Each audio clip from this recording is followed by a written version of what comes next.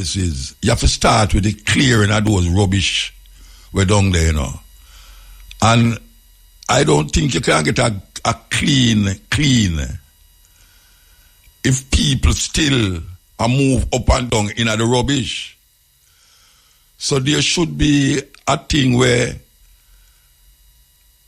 the people them move out of the area. Like if they go clean up that place and know them say, all right, we ask the people them to move out of the area and move the garbage, the old board them and zinc them and all them something there, because it's useless. You try to clean up the place and whole heap of people I look in at them garbage and I look this one, I look this so to find things. It now go clean properly because you need a start over, you know, a start over, it have to start over. Whether you want like it or not, the whole place have to start over. So in order to start over, you have to see almost like an open land in the middle of where the city used to there. Yes. You want an open land now where clean, and then now people can go in there and say, they must go build. And me I tell you, it don't make sense. Me I tell you, it don't make sense. People are walk up and down in the place continuously. I search this and I search that. When the tractor them and the heavy equipment them are coming to move the garbage, because you much tons of garbage them say them have to go move. I don't know which part that I go, you know. I don't know which part that I go, but it's tons of garbage. Anyway, we just tell you that. Say, make sure say you move out of the area. Just move out of the area, man. Because them things they don't take long to move, you know. Yeah, a machine will move them and then you can just decide where you're going to do after. But family members, you have some art, you know. You need to have some art. No care how long you never like Aunt Etty or Aunt Drusilla or Aunt whatsoever. Right now, no time for, but you know like them. Carry them come in your house and put them up. You understand? Because we are all in this thing together. We have to work it out. We have to work it out. After 3 o'clock, when we play when we done the news and sports and the, what them call it, the gambling thing there. We have a message for Darrell Vaz. Yeah, we have a message for Darrell Vaz. Very unique way of sending a message to Darrell Vaz. Yeah, very unique. So we want, after the cash pot, we're going to send that message to Darrell Vaz. I hope you might listen. Where I said Doctors Without Borders is in Jamaica. This is a organization where go everywhere where conflict there, where disaster there, and help the people them. And they are now in Jamaica, so we want to do an interview with one of the spokesperson actually. So we want to stay tuned for that 4 o'clock. Yeah. You know what I say? You have a whole heap of government land about the place. I will rather control horrible lands to land where you can plant pan. Now, right now, we're going to, we're starting at the crisis already. You have certain places where never get leaked by the hurricane, but the land there, just there. Now, me I suggest, a years me I say it, I mean, not see nobody I take me up on it. You see, 1,000 odd man in a prison, in a GP, maybe the same in a Spanish town too. Why them can't take out some of the prisoners them on a daily basis, carry them go up on one land and make them start to plant some food? Just have the man them sit down in there not doing nothing. And even here say we are going outside our prisoners or no. And them can't contribute nothing. Because you have man in there where we contribute. Hardcore murderer will contribute. Why is it that them can't set up a system and don't them say it can't do it can't do? Because I remember when prisoner used to broke rock stone out of which part of flour mill they know and cement factory. Them used to carry the prisoner them out there, go broke rock stone. No, I don't see nobody a broke rock stone again. Everybody I use black now. May I say, why is it that the government can use the skills of the prisoner them for help set up some farm in a certain area. Because you gotta have them, you gotta have people that watch them too. Just like how them watch them in a prison. Yeah, them have watchman, all sort of security, on the farm. Them go there like 5 o'clock and done by 1 o'clock. Because you know what, it get too gruesome that people start ball out. When the sun start get at them going back, at least 50 man a day. Them 50 go in there Monday, them no go back, and they take out another 50 man and carry them. Me don't know how it sound, how that sound. Me think say it's a good idea. Me don't know about the next man. Because you can't just have people that sit down in there and do nothing. When so much things to be done out here. We need some serious farming to take place now. No. St. Elizabeth alone can't do it again. Because them you say St. Elizabeth are the bread basket of Jamaica. Well, you have other places that plant certain things. Where St. Elizabeth don't ever plant. Because most of the time St. Elizabeth people plant vegetable and underground food. You have places like Portland, St. Thomas, St. Andrew, St. Mary. Whole heap of place where food can plant. But you don't have the manpower. Because right now, a whole heap of youth now plant. So you call them because dig plant, come chop down some bush. May I tell you the amount of money where them a charge you. You know, so them no want to do it. But them sit down on the corner every day with a split of them and a cup, look like wee in the cup. And sit down on the corner and chat to them friend. We not talk about them man there, because them out there, we are talking about man now where if you put them out there, them have to do what you say. Them can't say them not chop nothing. You know, see it? Give them some ore, some fork and some machete. And make them go in there, go chop down land and fork up land and supply them with the sucker. I don't know how that sound. And you go, if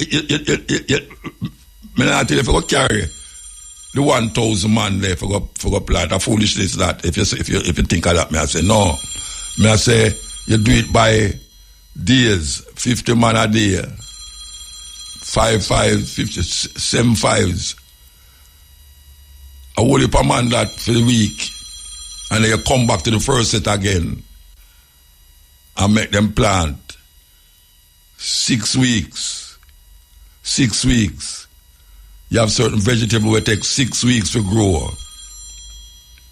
And them can market it and also help to feed the population in the prison too. Just a suggestion. A child has died following an accident involving a JUTC bus in the corporate area this morning. That is 10-year-old Shamir Shaw. According to police reports, at about 7:20 a.m., the child was struck by the bus along 4th Avenue in Vineyard Town, Kingston 3. The police were alerted and the boy was found suffering from head injuries. He was taken to the hospital where he was pronounced dead. In a statement today, the JUTC confirmed the incident, noting that the matter is now the subject of a police investigation. The company expressed deep regret in the unfortunate incident and sent sincerest condolences to the family of the child whose life was lost. A man has been taken into custody after the decomposing body of an elderly woman was found at her home in Cheesefield, St. Catherine yesterday. The deceased is 80-year-old retiree Jasmine Grant. Police say at about 11:30 a.m. yesterday, lawmen found Grant's body on the floor of her room in an advanced state of decomposition. A man who is said to be a relative of Grant has been arrested. In news overseas, New York's incoming mayor Zohran Mamdani and President Donald Trump plan to meet on Friday at the White House after months of trading barbs and insults during the city's recent election. Mamdani, a 34-year-old Democratic socialist, won New York City's mayoral race earlier this month, defeating former Governor Andrew Cuomo by 9 points. While he was little known outside of New York before the election, he has now become a nationally recognized figure. According to BBC, Trump said in a statement that the communist mayor had requested the meeting, which would take place in the Oval Office. The mayor-elect spokesperson said the meeting with Trump was customary for an incoming mayoral administration. And finally, more than 250 people have been arrested in Charlotte, North Carolina, as part of President Donald Trump's escalating crackdown on undocumented immigration. BBC reports that Charlotte is the latest U.S. city that Trump has targeted with federal troops following similar measures in bigger cities like Chicago and Los Angeles earlier this year. Officials with the Department of Homeland Security, DHS, told the BBC that those arrested are criminals and gang members. But local lawmakers and residents have railed against the detainments, which the federal government has dubbed Operation Charlotte's Web. The state's Democratic governor has alleged that people are being targeted because of their race. In a statement released on Wednesday, a DHS spokesperson said the operation has led to the arrest of some of the most dangerous criminally illegal aliens, including gang members. People that was in Jamaica would have feel a hurricane like this. Because them always not check it. Them always not check where go on. And when them hear the sign and the sound, them say, nah, happen because Jamaica is a blessed country. Well, yeah, blessed. Blessings, Muta.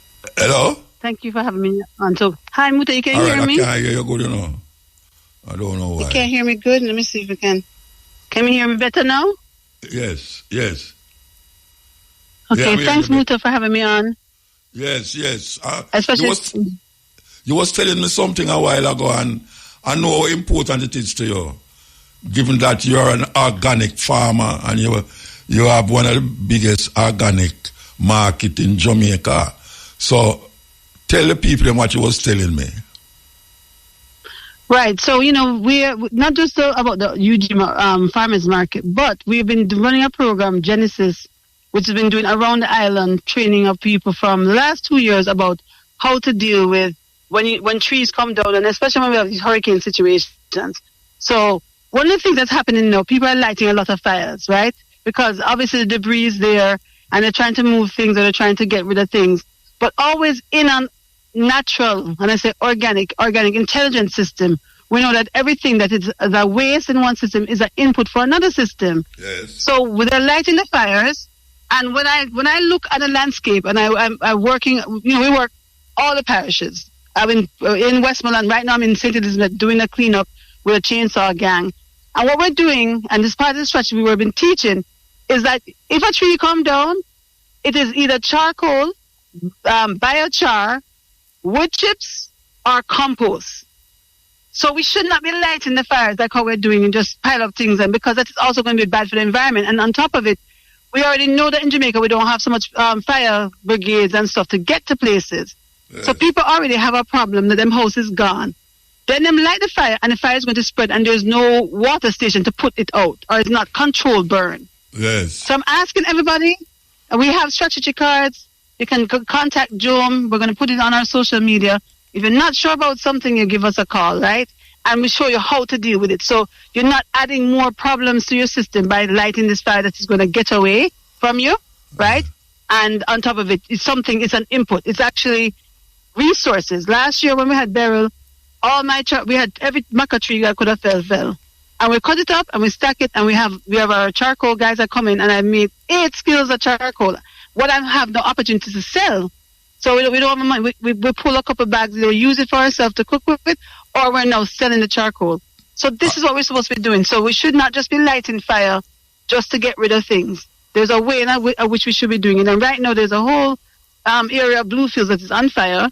Right, because last night them light fire and they put the fire go through, and I sent you a video of that. And we were down there early this week on Monday, Tuesday, and we see the fire them. Sunday night, we said, oh Lord, I'm starting the fire business. And now the fire is getting away. And I know that it's not just in Bluefields alone that it will happen all along. And no fireman not near there. No fireman not near there. No fire peak brigade not near there. No fireman not there. And most of the roads are blocked. Even if a fire truck was supposed to come in, they can't come in because the light poles and the wires are down. So you're just adding more problems. So I'm asking everybody, problem. Right? Yeah. And the winds sometimes pick up. Sometimes you're there and the winds pick up. So that fire now is going to spread because there's all that debris that is through the, and things are dried down. And some of those trees were actually old from a long time and needed to be trimmed. And so now you're just adding more problems. Yeah. So to all the listeners out there, remember that wood that is down, the tree that is down is an input for something else, right? It is charcoal. It can be biochar, right? You use for your water filters. We've been teaching those strategies. It can be wood chips, right? So if you're not sure, pile everything in different piles, small sticks. I'm going to send some pictures out and stuff. Some things is too big for you to manage. You leave it one side, you stack it. And then the other stuff you can make biochar. Other thing is wood chips. The other thing is compost. All the leaves, you just stack it one place and it's going to be your compost for your garden next. So we shouldn't be burning none of this stuff. So I just wanted to give everybody, listening audience, please don't light the fires then. It has to be controlled burn. You have to make sure you set up yourself to even light a fire. So you make sure if something goes on, you can put it out.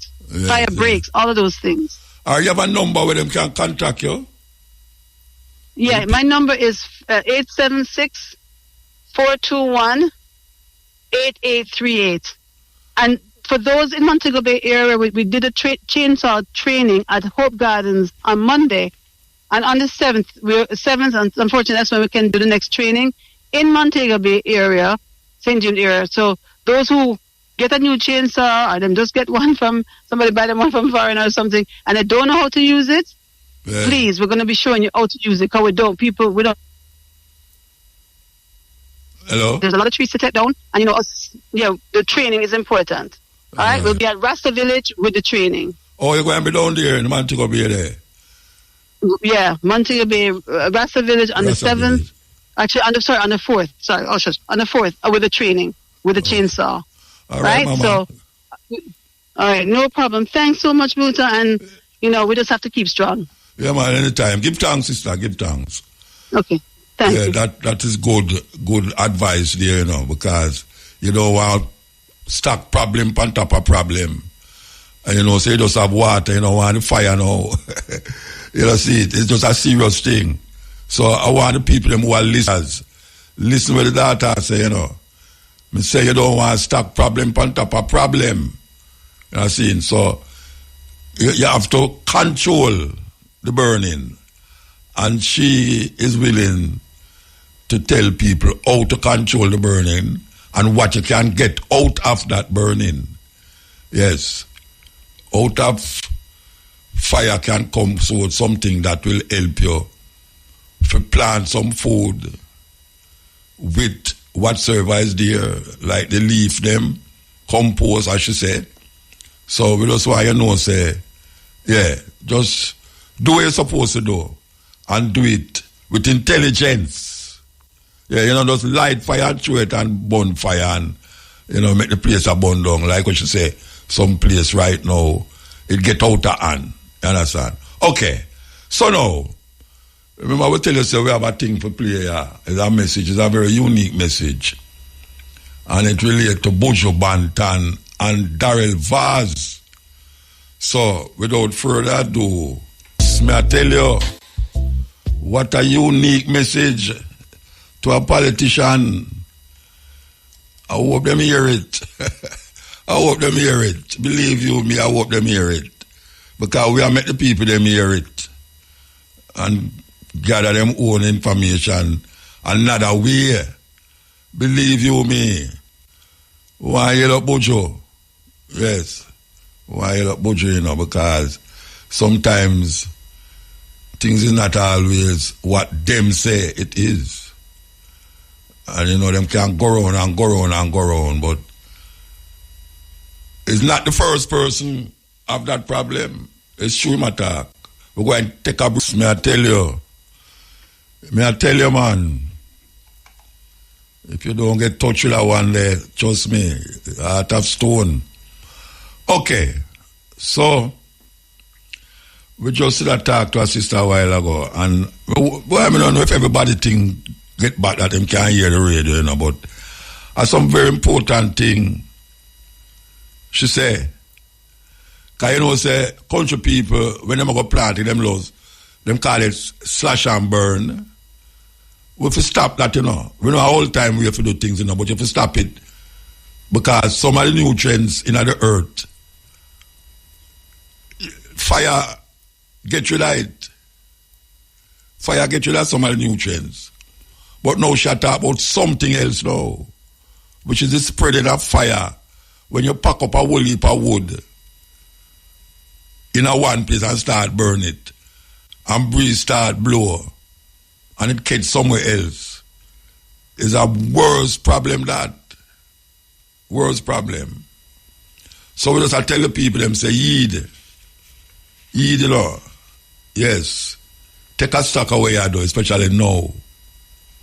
Take a stock. Because, trust me, it now go done for now, you know. It now go done for now. This problem, I go linger. Yes. It go linger. And maybe years. Okay. So,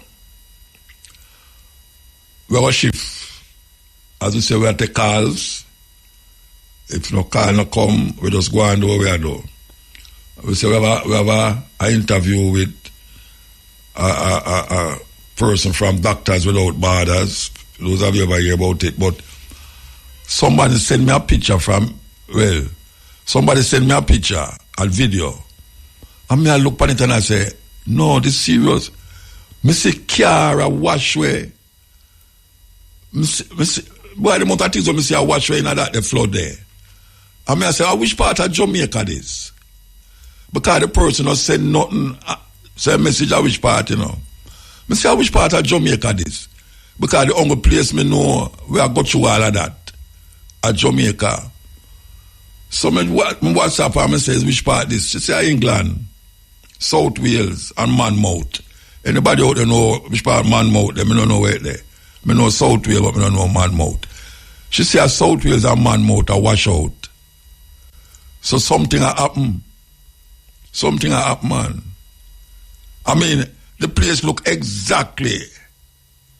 When I say the place look, I mean like the water we are run, we are wash for the car them and thing, look exactly like some of the picture them when we see in a Jamaica video them. The only difference is that them have a whole heap of building. We have a whole heap of tree.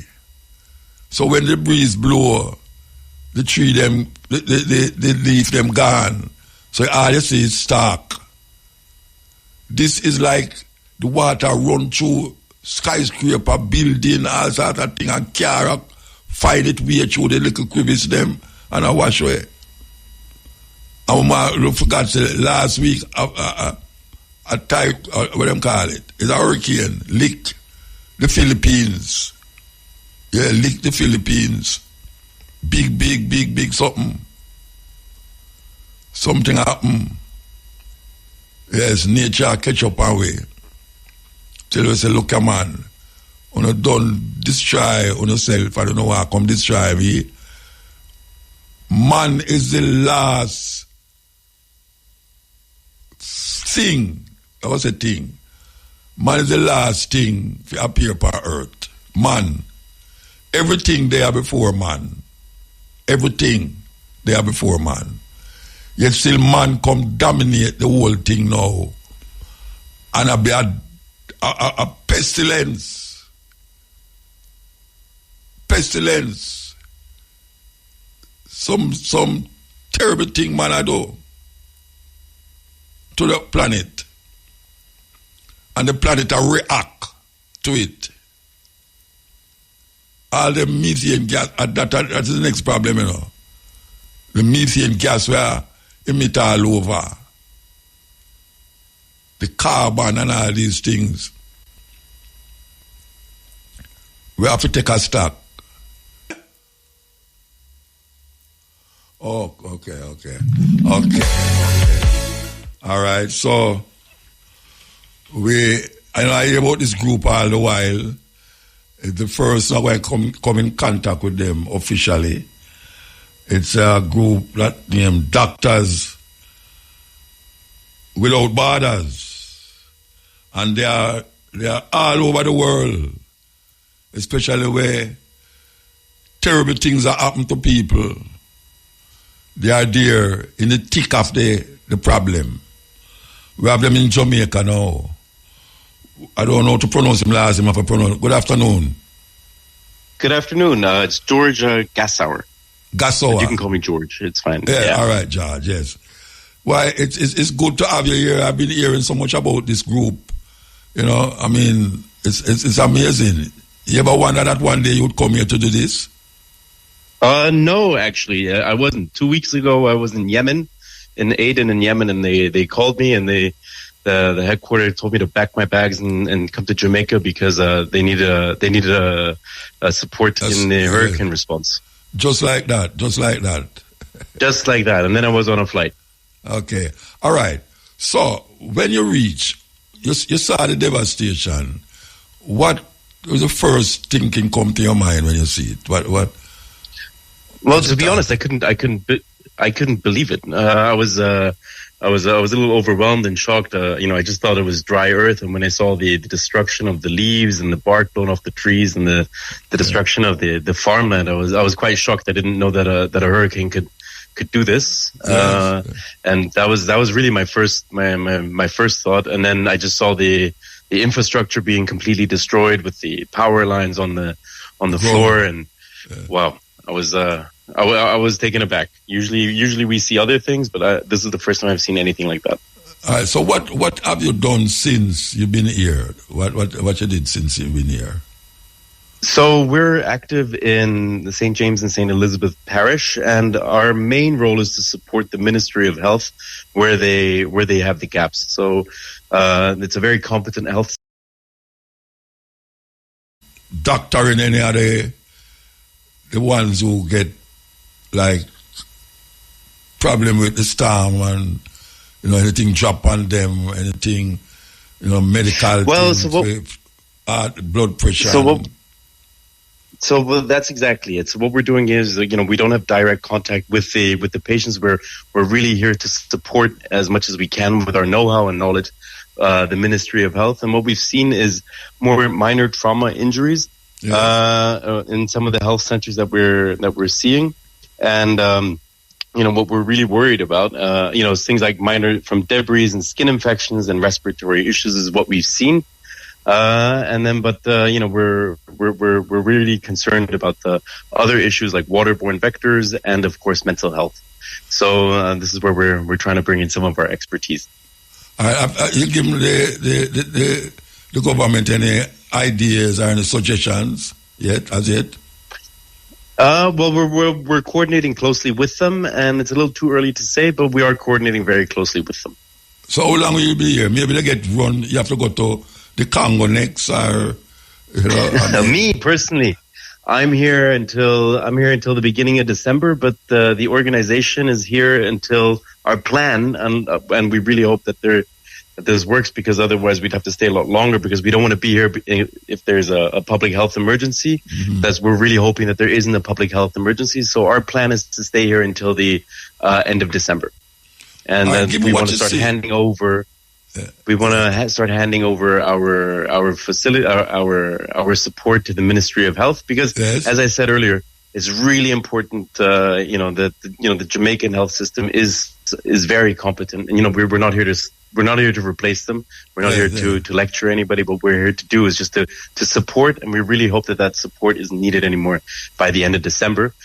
So in your estimation, what is the main thing you think? What is you must have to give advice, What is the main advice you would give the government right now in relationship to the hospitals and, just doctoring the people? Then what is the main thing you would tell them? To the government? Yes, to the government. Or to the people? Well, I don't have the people them. I don't have the people them over here, if you're not on the radio like this. All right, boat. Give a boat to them. Two of them.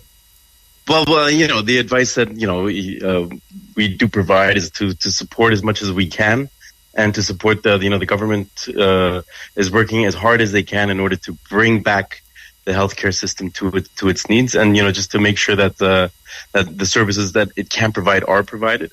Yes. And we can see that they're doing this. And you know, I was in Maroon Parish, in Maroon Clinic a few weeks ago or last week, and I really saw that the support was coming through.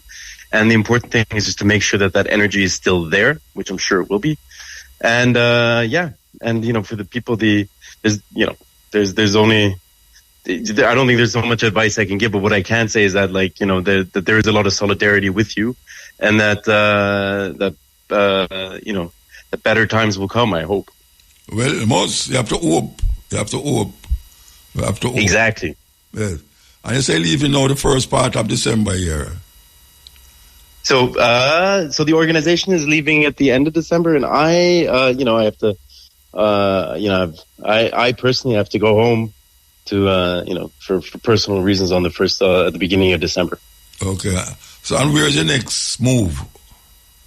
And then after that, I don't know. They because I'm part of the emergency team. So if there's something new coming up, they send me there. It's like, I was in Yemen, and then they call me, and then they say, okay, you go to Jamaica. Before this, I was in Sudan, before Yemen, and then I was in Nigeria. So yeah, they keep you moving. Okay. Well, I mean, we feel good to know that you're here and the group is here. Because, as I say, we have been hearing about this group for how much years now.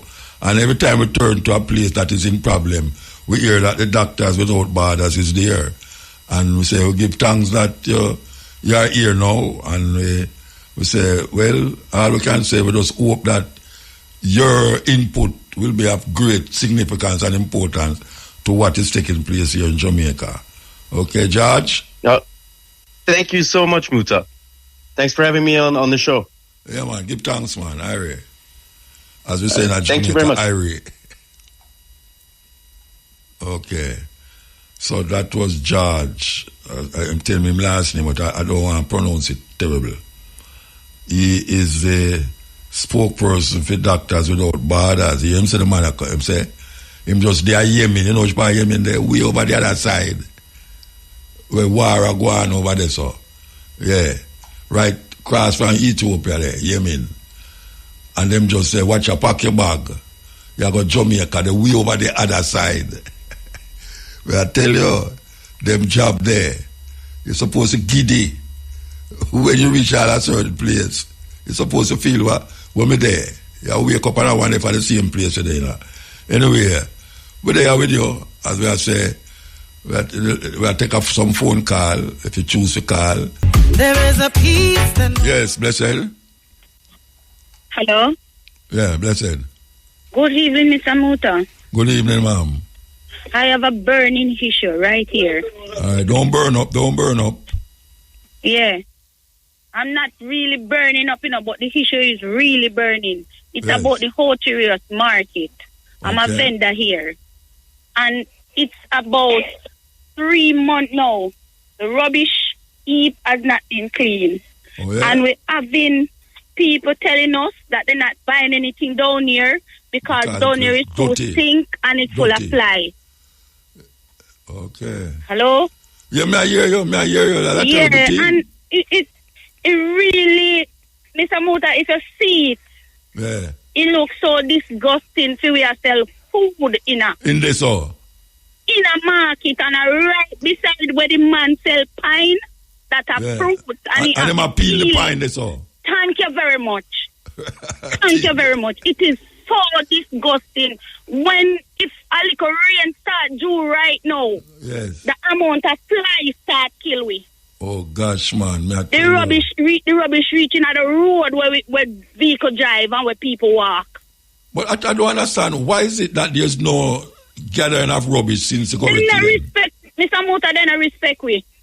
A long time, no rubbish to pick up a long time something going in here with we.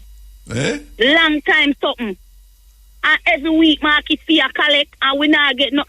we health deteriorate fast. You should have come together and don't pay the market fee. Well, now they are saying, overall, now they are saying they're giving us 2 months, not paying any market fee, but to sell in the rubbish. But too much you not sell nothing because in the sink. But and nobody now come and worry for me because some of them me lose. Me lose the one of my customer them because they say run and stink and you be a fly and they can't afford to come buy fly. Somebody don't tell me say the whole of watch is still so. Me don't know about the whole of watch, but me know about right in the market where me there every day. I hit me know about. So let me ask you a question. The man them over the other side of the man them over the other side of the road where I sell all soup and porridge and everything. Them still there they sell? I don't know about them, Me no, because anything where the market mostly go over but there. You have cook shop in here, same way. Yeah. Cook shop in here. Fly and all them something here, And too much every week, you have to buy a pack of $119 to $1,700. Wow. And we have to get spray pan, put on the back, put water in there and disinfectant and everything to keep down the fly them half a week. I wonder if them are listening. It come on the news. We put it on the news and the me have been saying the rubbish heap keep clean recently. And me not see that. What do me? Well, our me name. Mr. Bell Davis. Michael Bell Davis. Bell Davis, watch your man. Do it for the brethren. You can't make the people them a ball, so man. Bell Davis, you're a big man. I will know you. How long the garbage stays so sister? She gone? She gone. Me appeal to Bell Davis and she gone. All right, we're going to take a break and come forward. Break. So we have the mayor on the line. Good afternoon, sir, mayor. Hello? I hear nothing. Hey, man. Can you hear me? Yeah, I can hear you now. Right. Okay, I'm fine. Let me stop at this spot. Okay. Oh, yeah, drive. No, but I actually stop and I'm anticipating your call. All right, so you hear the woman a while ago? No, I didn't hear her, no. The woman a ball rasta. She said the market stink and dirty and nasty and garbage not take up. All right, I got some pictures this morning of a whole pile of garbage that is to the back of the market. Yeah. So I spoke to the solid waste manager and he assured me that is going to be picked up. But Bunta, when it going to pick up? When? Around there. No, when it going to pick up? No, he said he's going to pick it up today. That was this morning, so I anticipate. That means they pick up already then because after 4 now. No, man, the garbage collection operates right through the night, Day and night. But, because they're and in particular this hurricane situation, they have to be out there now because they have double work because that one is collecting garbage and debris from the felled trees and the whole lot of stuff that's on the roadside. They have to be doing all of that coupled with the normal garbage that you and I would put out. But you say a long time the garbage there, so a long time it there. Okay, that is not necessarily true.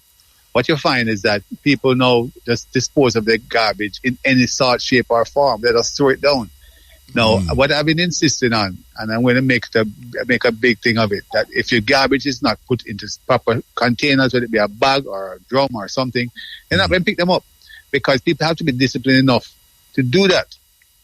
Muta, it's how much effort and time it takes for them to come out and rake up all of that garbage when the truck could be moving around. So it slows down the process. So if they could make 50 stops for the day, normally under normal conditions, with everything that's put out in proper containers, then they're down to all sometimes 10 because they have to be out there raking, shoveling up, and it takes so much time. And in the States, it's the same thing. They don't if you don't have a proper containerized garbage, they just leave it.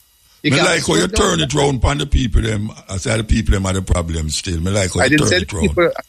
I didn't say the people are a problem. I said that you said them now put it in a garbage tin and you're not going to pick it up if them not put it in a garbage tin. Well, I didn't say that because... What you say? I think they will pick it up. No, And you see sometimes there are big signs there, no dumping, and it's right at the floor of the. Yeah, I understand that. But it's a long time a delay. And they have been taking them up. But I am of the opinion, and that is Michael Belnady speaking of Mayor, that I want to institute something that say they don't pick it up if you just leave it there. Without proper consultation. I don't know if I'll get the proper support on that, because it's not a unilateral thing. It's not a dictatorship running. But certainly, that is my opinion. Because it slows down the system and it makes garbage collection so difficult. And then everybody complain that the garbage man don't come and it's a chicken or egg situation. You said the good thing. You said the right thing. But you hear me say now. Even up on my area now. Yes. Everybody have them things in a garbage bin, and the garbage bin are overflow now. And no garbage man no come round there. None. Right from Upper Stony Hill, come right down. The garbage bin them gone over, another people them white. I mean, it's just that them don't come. They don't come. I think they're under pressure dealing with the felled trees and just taking up debris off of the roads. But it's a market, brethren, the main market in a Fortunes where food are sell, and you do man say pineapple near them, fly all over the place, and you say them have a problem with it because them out pick up debris, then debris in the market, man. I spoke to the executive director for St. Anne, St. Mary and Portland just this morning. He sent me the video, and I called him same time, and he told me he's going to deal with it today. Now I'm going to follow up. Or that he has spoken to me and said it's not done yet. I don't have been on the road trying to get back, get the message out there. O3 is ready for business, working with the cruise ships, working with the various tourism entities with Minister Park. But we have to be now selling Jamaica, because everybody is cancelling because they think that the place is devastated. But the place devastated. Well, we're ready for business, because when Duns River is ready for business, the cruise ship. Duns River clean though. Don't garbage around at Duns River. No, you can clean it up. Okay. Who clean it up? UDC. Okay. The people in the districts have done a fantastic job in just maintaining their communities and so on. Rake up, clean up, down, power saw the trees. Sometimes at their own expense, So, even though the Minister of Corporations spent $40 million in all the divisions throughout St. Anne, just to make sure that the roads are clear, the trees cut up, the ones that fell and so on. So we have been pushing that agenda from the same night of the hurricane. As a matter of fact, the same night of the hurricane, I have pictures to show you, 2:00 in the morning, we're out there with the fire department, making sure that the North Coast Highway is clear. So you could at least get tourists have to drive on a way there, don't it? Tourists, local, everybody, yeah. All right, it's not just the North Coast Highway, When I said every little district and so on, would have Pimento Walk going up, Milford going up, Fern Gully. Fern Gully took us 2 days to clear up, to cut all the trees. Yeah, yes, you know what? There were trees up and trees up and trees at Fern Gully, and we chop it up. Yeah. So let me ask you a question. Can you guarantee the people in the market that before the day up, according to you, I'm going to follow up right now, because I got the assurance that will be done, and I have no reason to believe that it's not going to be done. Yes. All right. Yes. So by this evening, you said work all through the night. What did you say? Yeah, man, it's a normal thing because garbage collection is something that goes on day and night. It's not like old time days when it's just day and night. Then how the market has so stink and dirty? A major place in Ocheros, the market. Yeah, you know what it is? That stink and dirty because they just throw down the garbage. You keep a pile up around to the people. I guess what they're saying is that the people them listen. The people them nasty. How that you say? I didn't say anything like that. No, right? I say it. You are saying it. So you never say it, but I'm going to say that. So you say it. Responsibility for the action. Of course. I agree. Stop throwing it down. The man coming to the bar, and just go, I agree with you, Bridget. I agree with you.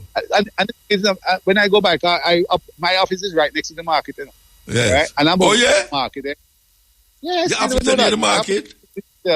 Right next to the market are my offices. And you never see the market, don't you?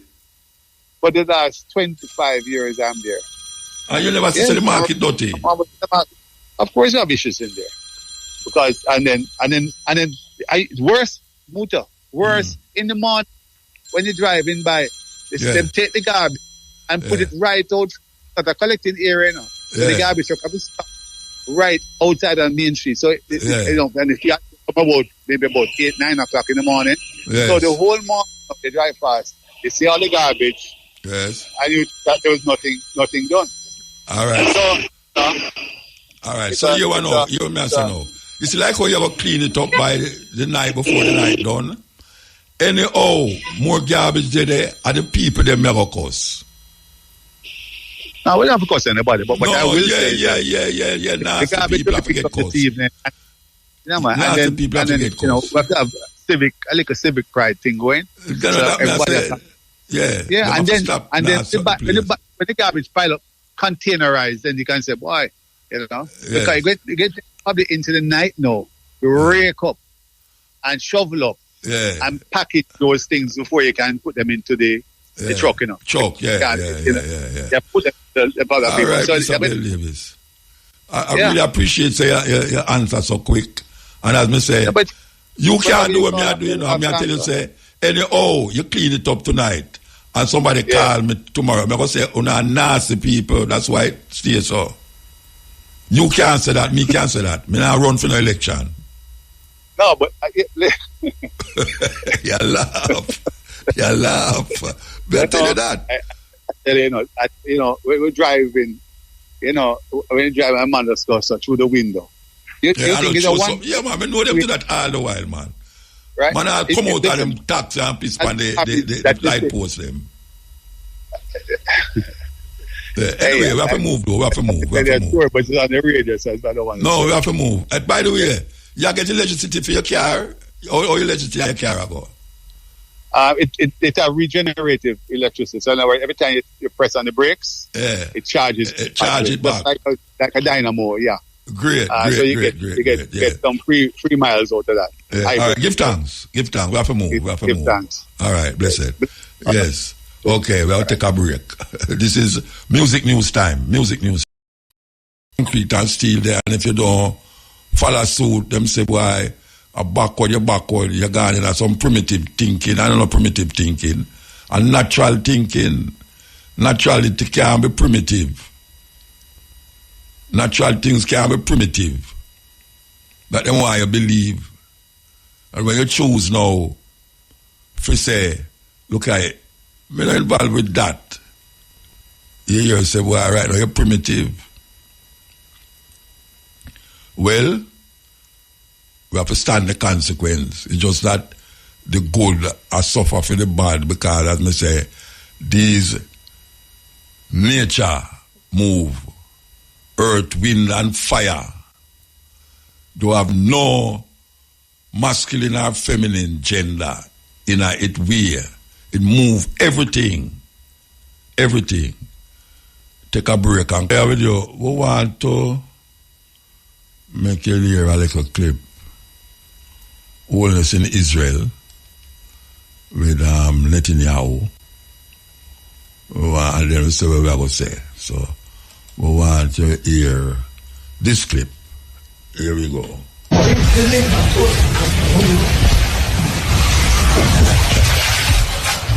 Well, Prime Minister Andrew Holmes, welcome to Jerusalem. It's good to see you and your delegation. I think this is the first visit ever by a Prime Minister of Jamaica to Israel, so it has a double significance for us. Our relations are always friendly. We appreciate the fact that you didn't join the recent vote against Israel, absurd vote in UNESCO. But quite beyond that, we're talking about extending our cooperation. We just did for just the brief few minutes that we spoke. I could see all the potential for our cooperation in a variety of fields that relate to economy, to security, to technology, and this is something that we eagerly are interested in doing with you. There is a natural affinity between us. We're both democracies. We each have our own challenges, but we flourish under challenge, and we'll be able to, I think, to provide a better future for our people if we cooperate. And this visit is a hallmark of cooperation. Jamaica once again condemns the heinous October 7, 2023 attack on Israel.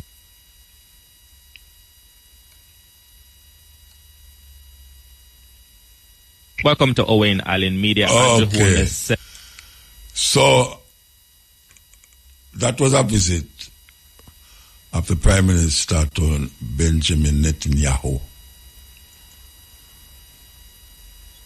Couple months back, maybe a year, I don't remember, but it's very interesting that Jamaica and make we come back to now.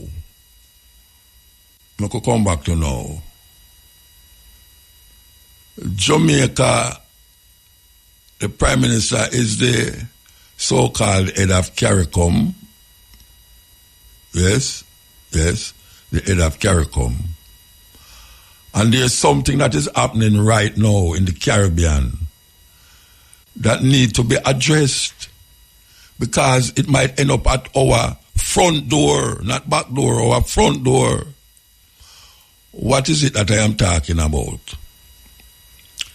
The President of America, Donald Trump, seed fit to start to blow up boat in the Caribbean waters and saying that it's jog boat them without any investigation, without any knowing that this is so.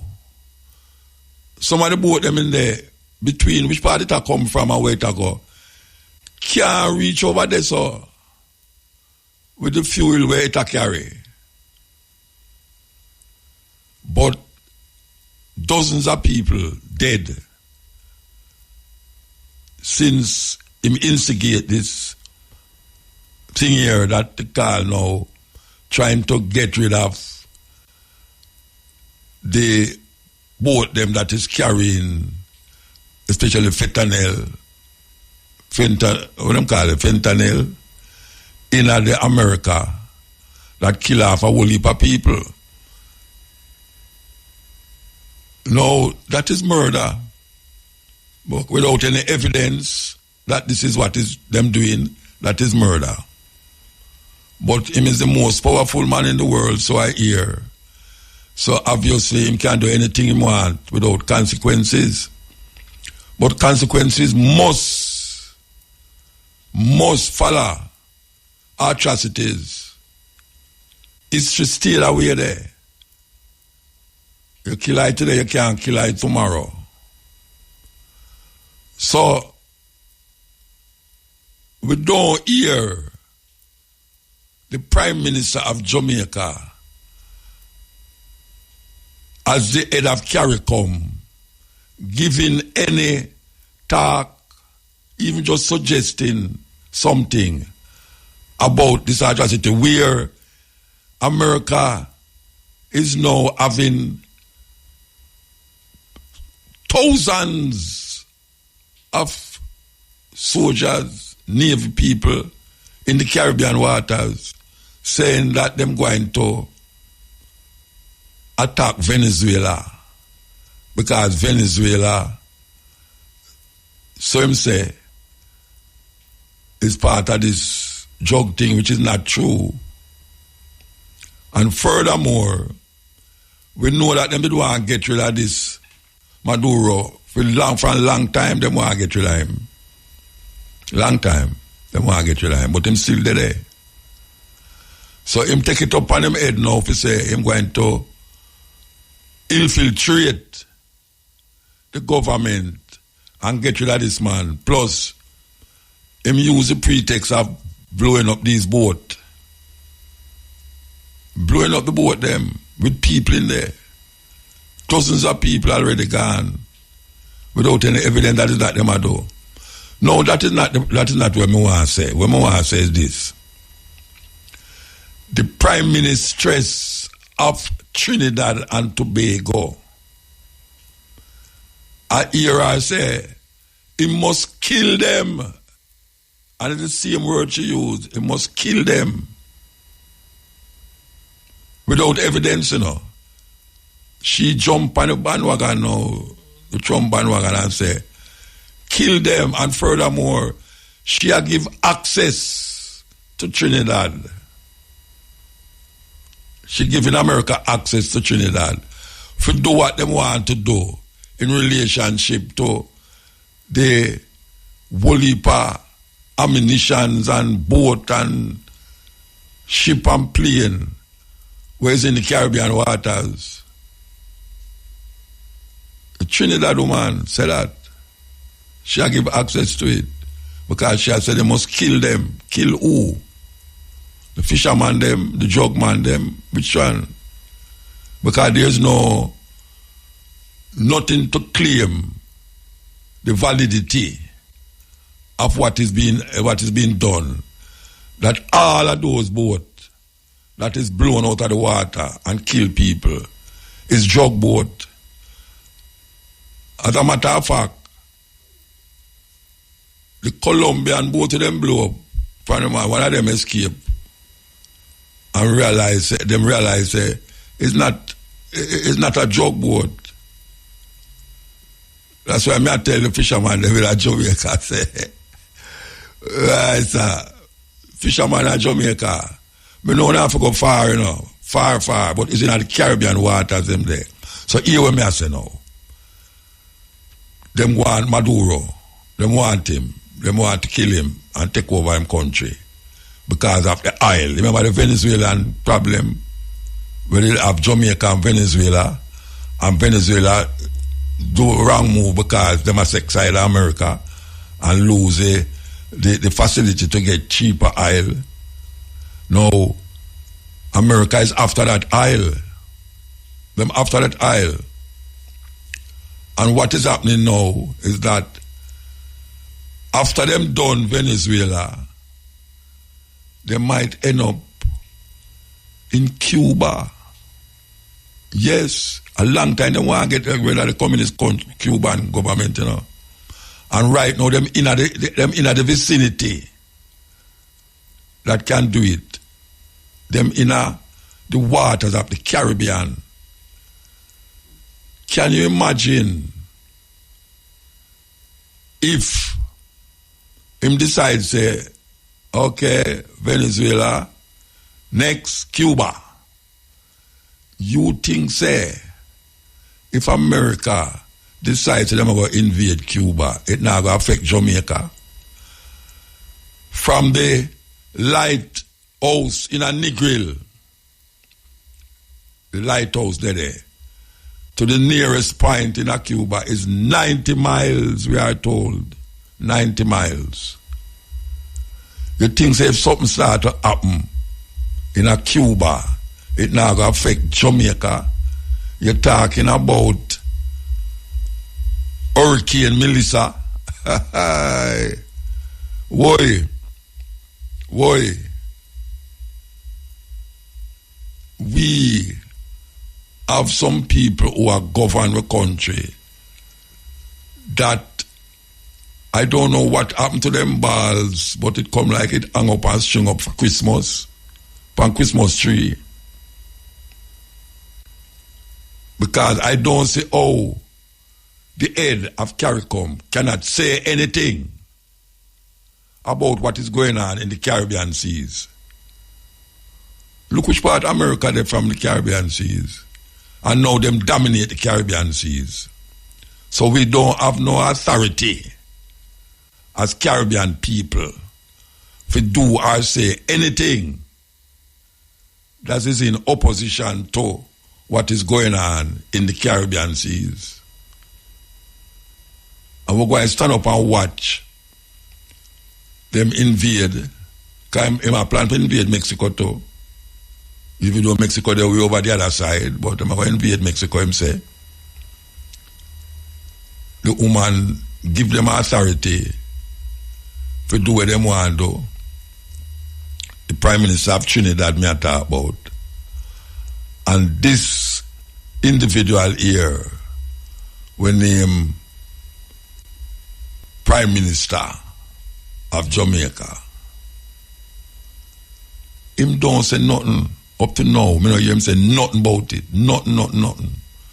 Just like how them never vote. You know the clip I just play a while ago, you hear the man praise him. Baby, I praise him to say, why, give thanks. So you bypass that the thing there. And never condemn Israel. It's a serious thing. Very, very, very serious thing. So when it comes to a doorstep, are we going to wait till it reach a doorstep? What is going to happen? All this money that is flowing into Jamaica to help rebuild Jamaica. The people them know is on a high. Every day you see Chuck and this and that gone down the west to help the people them. People who don't have nothing can say, boy, them give this and them give that. And it's a long-term thing it have to go bit to. It's not just carry a crate of water and it done so. They're going to have to continue carrying crates of water. Yeah. So, me just bring it up because me just really want to find out. Because I know nobody asks that question there. What is the Jamaican government position and what is happening in the Caribbean as it relates to American war is at our doorstep. What are we going to do? What are we going to say to America? That time again when we present the African names, very important this time here. So, here we go. Female names.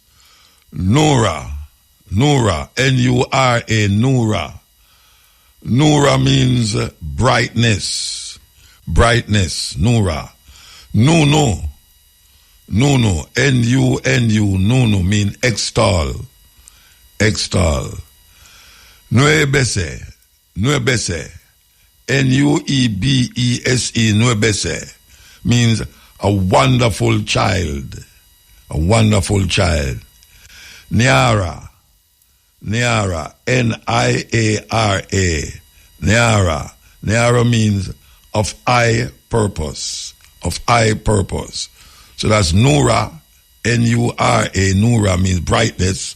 Nunu, N-U-N-U means extol.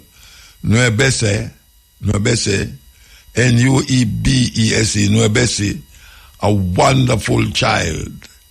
And Niara, N-I-A-R-A, Niara, of high purpose. Male names.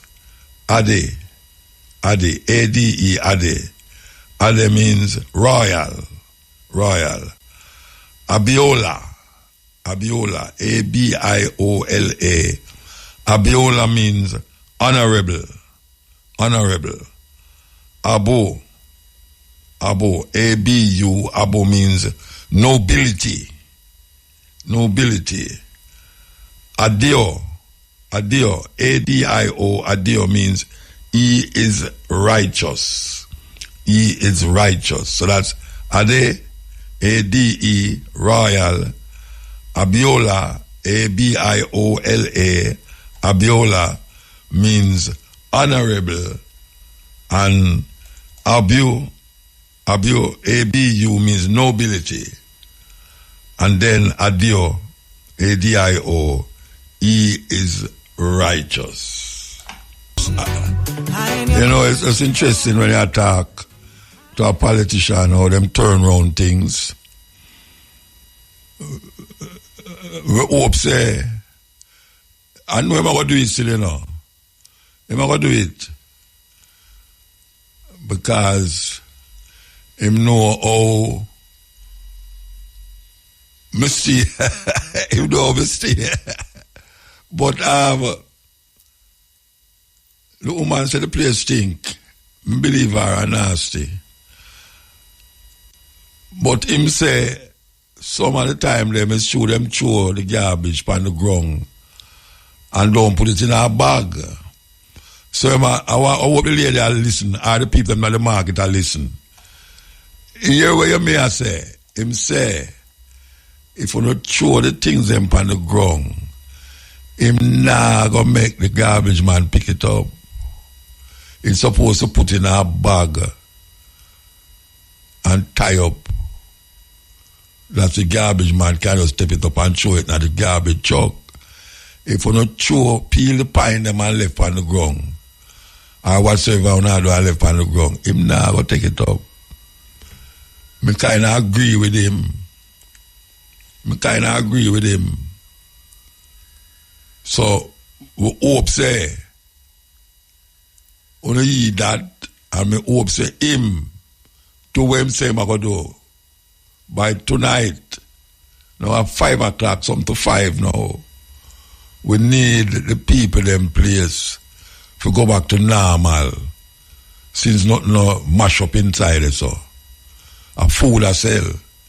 And food is a very important thing. You can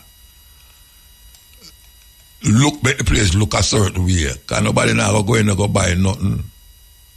Yeah, you have to know that. Nobody now go in and go buy nothing. Them will skin up them nose and walk past and go in at the Chinaman place. Go buy the vegetable them and the fruit them in the cooler. So, we hope say it work out. But then another man tell me say, it's not only this so want to clean up. Can't believe that. I know this alone want to clean up. So why is it that garbage people not take up garbage? I mean, I tell you, my area is no different. I mean, no say, everywhere you go, from the road from Stony, you go right down. People have them garbage in a garbage bin. But there's so much garbage now that it spill over in the road. So it's not the people that put it there.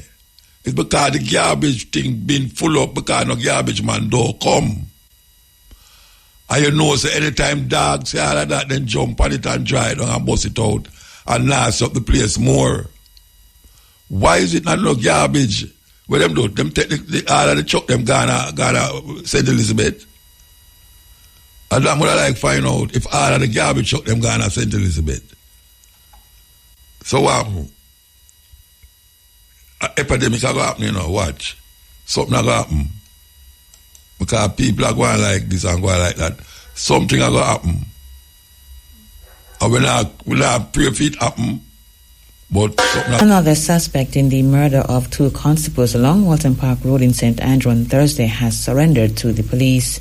Junior Brown reportedly turned himself in to the Counter-Terrorism and Organized Crime Investigation Branch last evening.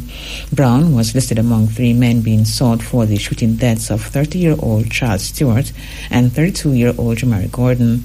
The constables were reportedly along Walton Park Road when they got into an altercation with the suspects over the parking of stolen motor vehicles in front of their business place.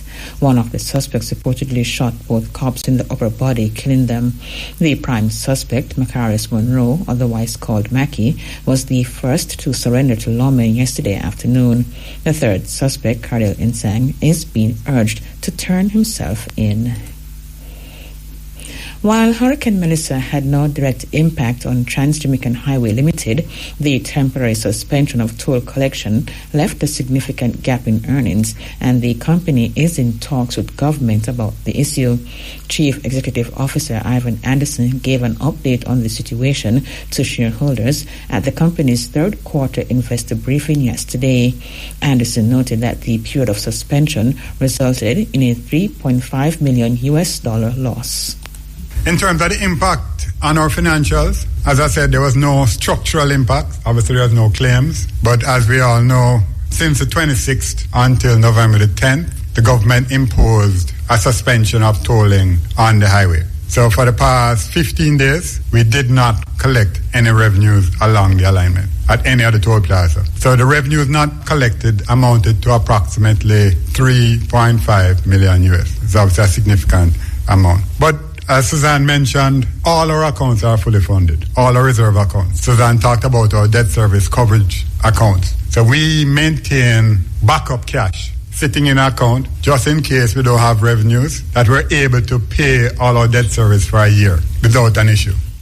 He said the storm had no impact on the company's ability to pay bondholders. We also have operational maintenance reserve accounts, which means that if we had no revenues, we could still run our operation. And we also have what we call a major maintenance reserve account, which cover all the major maintenance that we need to do this year, plus 50% of what we have to do next year, plus 25% of what we have to do the year after. All of these reserve accounts are fully funded, and therefore the storm itself and even the suspension of tolls has no impact on our ability to pay our bondholders going forward. We have been in discussions with the GAJ about the impact of the suspension of the tolls. We had our first meeting last week, Monday, and we expect that these discussions will continue. Trans-Jamaican Highway Limited Chief Executive Officer Ivan Anderson. Johnson's Petroleum will be deploying 10 mobile gas stations to provide fuel relief to parishes most affected by Hurricane Melissa. Areas in St. Elizabeth, Westmoreland, Hanover, St. James and Trelawney have been identified to place the mobile stations. Minister of Energy Darrell Vaz inspected the units during a visit to the entity's headquarters in Kingston on Wednesday. The mobile gas station is a self-contained portable fueling system that integrates fuel storage pumps and safety features into a movable structure. These stations provide fuel access in areas without traditional gas stations. Each mobile station is comprised of 3 independent 1,500-liter compartments to dispense 3 different types of fuel. It's equipped with a meter system that includes liters, sale and price display, as well as an emergency stop button and solar-powered capacity. The units are compliant with safety and regulatory frameworks. Vaz commended the management of Johnson's Petroleum, noting that the mobile stations will support communities in the building phase. Fuel will be coming to you rather than you having to go for fuel. So it's a good initiative, which I endorse fully. And I'm sure that, as we know in Jamaica, once something starts, others will follow very quickly. So competition will be there to make sure that the prices are as reasonable as possible, driven by competition. It's going to be twofold. I want them to work through ODPEM to find out exactly the areas that do not have access to fuel of all types, to minimize the travel distance that these places would have to go to get fuel, meaning that cut down the distance in order for them to have access, which the mobile units will do. The minister said that the mobile units will also support the fisheries sector, with fishing villages in Great Bay, Black River and Scott Cove in St. Elizabeth, as well as Belmont, White House and Negril in Westmoreland being targeted. It's important that we identify the fishing beaches, which is a big part of the return to earning by those fishers in the areas of the West. So in my discussions with the Ministry of Agriculture Fisheries Department, Great Bay, Black River, Scotts Cove, Belmont, Negril and White House, these areas, despite the fact that they have gotten significant damage to their boats and their engines, they still are in need of marine fuel. So I'm going to ask them also to work closely with the Fisheries Division, for which I will give you the contact, to make sure that we are deploying these mobile units. My understanding is that you have 10 that are ready to go. I'm going to ask Mr. Johnson to specifically target the Western parishes for now until such time as normality returns. And then you can obviously spread out into your original plan of these mobile gas stations. Minister of Energy Darrell Vaz, plans are already in place for the procurement of more units for island-wide coverage. The National Solid Waste Management Authority, NSWMA, has been criticized by the St. Catherine Municipal Corporation for a lapse in garbage collection in the parish even before Hurricane Melissa hit. The matter was raised by divisional councillors at Thursday's meeting of the corporation. This after a report from Metropolitan Parks and Markets Waste Management Limited, which outlined challenges with collection and a pledge to clear the backlog. Public Cleansing Manager for St. Catherine, Andrew Gooden, explained that the hurricane compounded the collection process with an increase in bulky waste and residents creating several illegal mini-dump sites. However, the councillors pointed out that uncollected garbage had been piling up for weeks before the storm. Councillor for the Independent City Division, Courtney Edwards, also expressed concern about residents being ticketed by the NSWMA for having illegal waste piles and given notice to remove it. I want to make a request of the executive because something was just brought to my attention that we know that we have challenged the trucks, right, to pick up the bulky waste or the free buckets from the community waste, right? We spoke about earlier, but what is now alarming is that the same persons who are with the free buckets by the roadways are now being ticketed by NSWMA to give a 14 days notice to remove them or $100,000 fine. So I'm asking that this be looked into because to try to Councillor for the Independent City Division, Courtney Edwards, and Councillor for the Waterford Division, Fenley Douglas, expressed concern about public health due to an increase in rodents and associated diseases. He called on the NSWMA to collaborate with the Health Ministry in addressing the problem. But Chairman, this is not about cleaning up an area or fogging an area. Now is the time, Chairman, for us to talk about a joined up government or agencies collaborating with each other. Because, Chairman, one, I have seen from the residents in my community are complaining about the increase in rodents across the division due to the fact that the garbage collection is infrequent. Chairman, we're seeing an increase in the flies, the mosquitoes, etc. Coupled with the fact that in this parish, we're also seeing an increase in the hand, foot, and mouth disease. And based on what is happening in terms of our water supply and our food, we'll be seeing gastro problems further down the road. So, Chairman, what I would love from this noble council is for it not to be business as usual, but for both agencies to meet and to look at how we're going to be fighting the problems that will be faced in this parish. Councillor for the Waterford Division, Fenley Douglas. In response, NSWMA Regional Operations Manager Tracy Fakuri noted that proper waste disposal requires collaboration from residents. She said in a bid to change people's poor disposal habits, the agency applies sanctions where necessary, citing as an example the illegal dump sites. The Executive Director has approved for the MPM region to be facilitated with its own enforcement team. The slight challenge we currently face is that MPM region does not have a transportation for the team. Being so close in proximity to the NSWMA where these enforcement officers are housed, I have spoken with the director and asked that they remain at the NSWMA office and we will put up on that resource. NSWMA Regional Operations Manager Tracy Fakuri. And to end this newscast, here's a recap of the main points. Second suspect in murder of 2 constables along Walton Park Road surrenders to police. And Trans-Jamaican Highway Limited reports multi-million-dollar loss due to suspension of toll collection amid Hurricane Melissa. That's news. News next 11:45 tomorrow morning. From the RFM Newsroom, I'm Patricia. The government has indicated that it is in the process of acquiring container homes to distribute to parishes most affected by Hurricane Melissa. Prime Minister Dr. Andrew Holness noted that this process will take some time and it's expected that the container housing solutions could be in Ireland by next January. Speaking at a press briefing today, the Prime Minister noted that the National Housing Trust will provide about 5,000 units in the initial phase.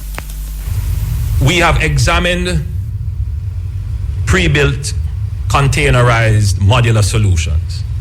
And we have settled in our minds that this is appropriate for the Jamaican situation that we now have. There are different types, different versions, and so I've met with the NHD, and the NHD has provided us with a solution that they are presently working on.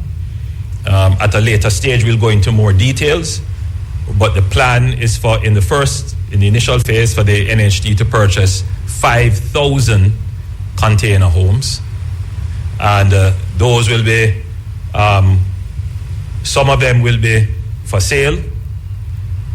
So with a program with the NHD, you will be able to purchase. Some of them will be used to build housing schemes, which you can purchase, and a portion of them will be made available through social housing. He said some of these housing solutions will be made available through the social housing program. The government itself will also be purchasing some of these containerized housing solutions, which will be made available through the social housing modality. So effectively, we have to do a rapid deployment of housing solutions. And the easiest way to do this is to use the containerized solutions. They do take some time to arrive in Jamaica. There's just certainly not the quantity to make an impact. So we have met and discussed it. We have taken the policy decision that these can be used.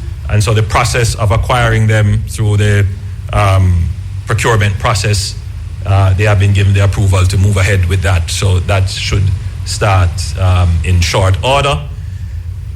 You know, we are not going to get them here for Christmas. I just have to be frank with everybody. But we should start to see some coming in by late January. And those that come in initially, we are going to be looking at the worst cases assessed to make them available. Meantime, Prime Minister Dr. Andrew Holness has announced the establishment of the National Reconstruction Resilience Authority in response to the need for a more coordinated approach to natural disasters and the reconstruction of infrastructure. Speaking at a press conference today, Dr. Holness acknowledged that Hurricane Melissa taught Jamaica many lessons, including the fact that fragmented government ministries and agencies may not be the best approach. In addition, a fragmented ministry-by-ministry approach will not easily scale to meet the magnitude of the reconstruction challenge. We therefore need a dedicated reconstruction apparatus. The government will therefore establish the National Reconstruction and Resilience Authority, NARA, a statutory body with special powers to lead, coordinate, fast-track, and oversee national reconstruction, reporting directly to the Office of the Prime Minister. The NARA will focus on building back better, safer homes, climate-resilient infrastructure, better land use planning, relocation from high-risk zones, and taking the opportunity to introduce new industries and new businesses to areas that previously had no economic base. Dr. Holness said the NARA will be financed through the National Natural Disaster Recovery Fund with an initial amount of over $600 million. The authority's administrative expenditure will be financed from the national budget, as other agencies are. However, recovery and reconstruction activities will be financed initially from the National Natural Disaster Recovery Fund, the NNDRF. The NNDRF was set up to receive the proceeds of Jamaica's disaster risk instruments, including Jamaica's catastrophe bond, policies with the Caribbean Catastrophe Reinsurance Facilities, CRIF, and various credit contingent claims with the IDB and the World Bank. These amounts will total approximately $650 million. The Prime Minister stated that the government may have to borrow additional funds for reconstruction efforts. It is likely that the government of Jamaica will have to borrow to finance reconstruction beyond what will be available in our NNDRF. We have immediate access to approximately, and please note I use the word approximately, $500 million from the IMF's Rapid Financing Facility, the RFI. The RFI facility does not come with policy conditionality. So we will start this reconstruction effort with approximately $1.15 billion in immediate funds. This is significant.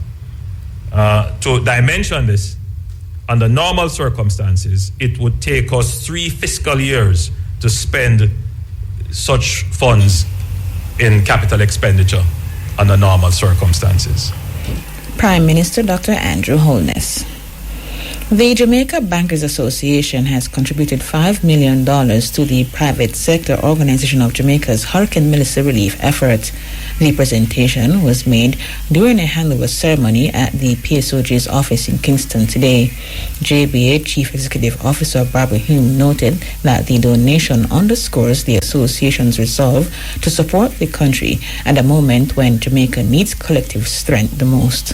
Today's contribution is a reflection of our shared commitment to stand with Jamaica at a time when national solidarity really matters most. I'm pleased to report as well that the majority of bank branches in the hardest hit corridors have now been safely restored to service. Our teams have worked tirelessly under challenging conditions, and we commend the resilience of the communities we serve. Work also continues apace to return the remaining ABMs to operation so that customers can regain full access to convenient banking services. And we know that this is top of mind for everyone.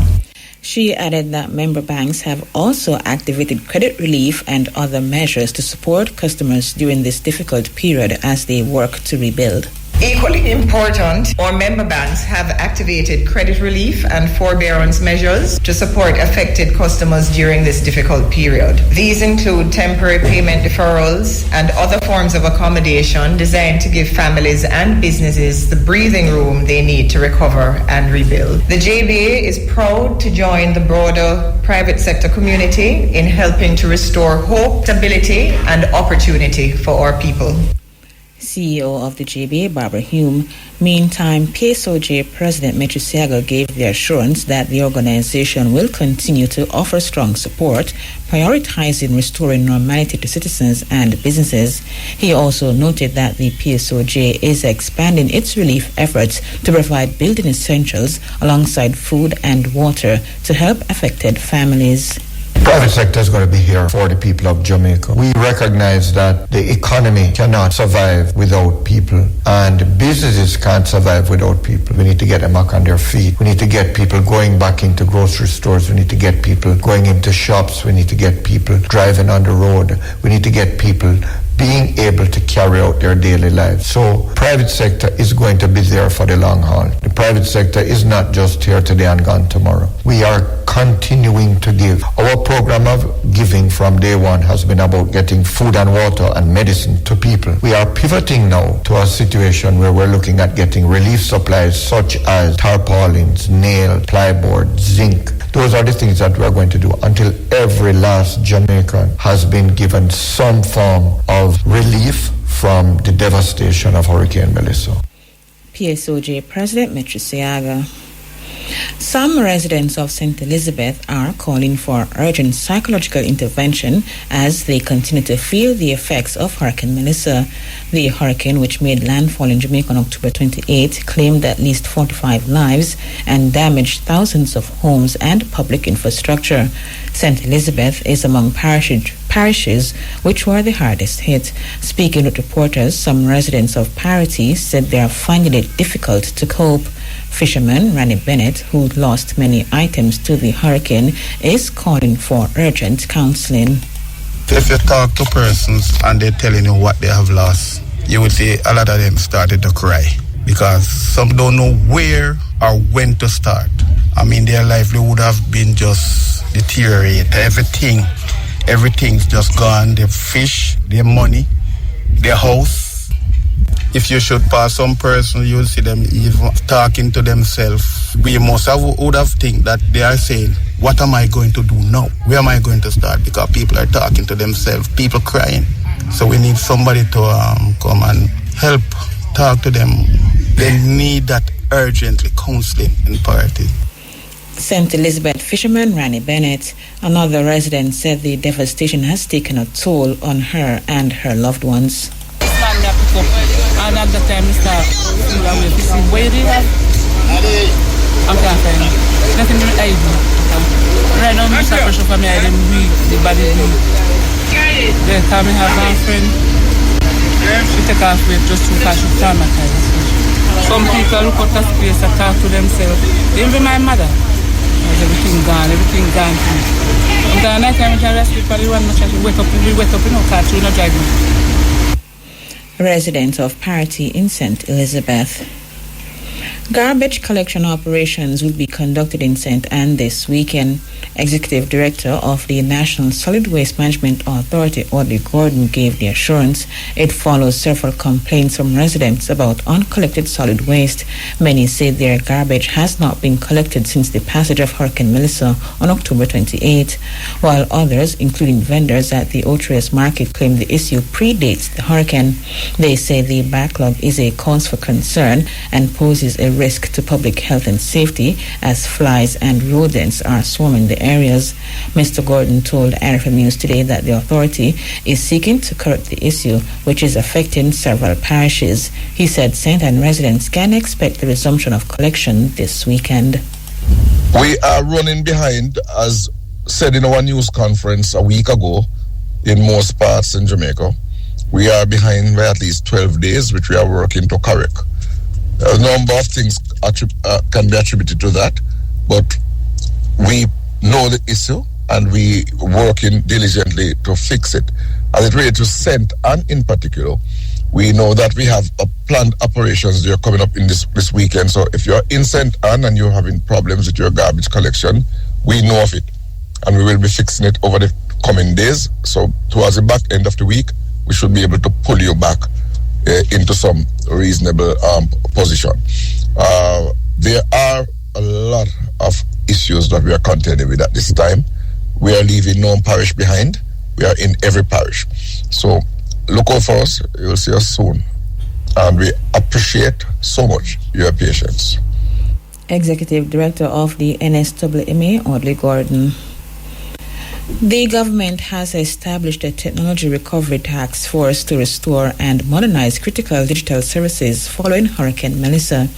Minister without portfolio with responsibility for science, technology and special projects, Dr. Andrew Wheatley, made the announcement today.